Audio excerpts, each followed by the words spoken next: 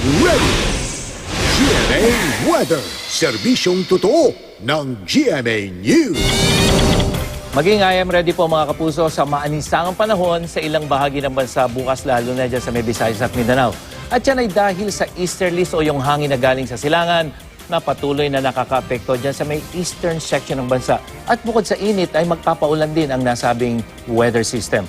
Maghapon bukas sa Luzon, asahan ng ulan dyan sa may southern section, lalong-lalo na dyan sa may Bicol region. At dito sa Metro Manila, mababa pa rin ang tsansa ng ulan maghapon.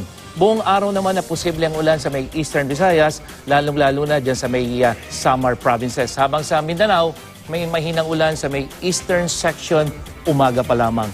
At sa mga kapuso natin dyan sa Mindanao, maging I am ready dahil sa isang low pressure area o LPA na posibleng mabuo dyan sa may silangan ng Mindanao sa araw ng Huwebes, pero unti-unting papasok yan at posibleng nasa loob ng PAR araw ng Biyernes. At kung sakali ay magpapaulan ito simula sa weekend.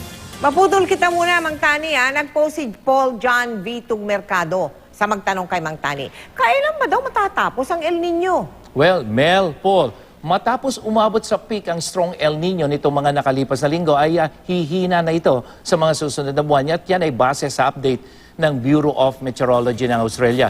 Pero hindi magiging mabilis ang paghina nito at paunti-unti lang dahil yan sa pagbugso ng westerly wind o yung hangin naman na galing sa kanluran dyan sa may Equatorial Pacific Ocean kasama dyan sa Pilipinas.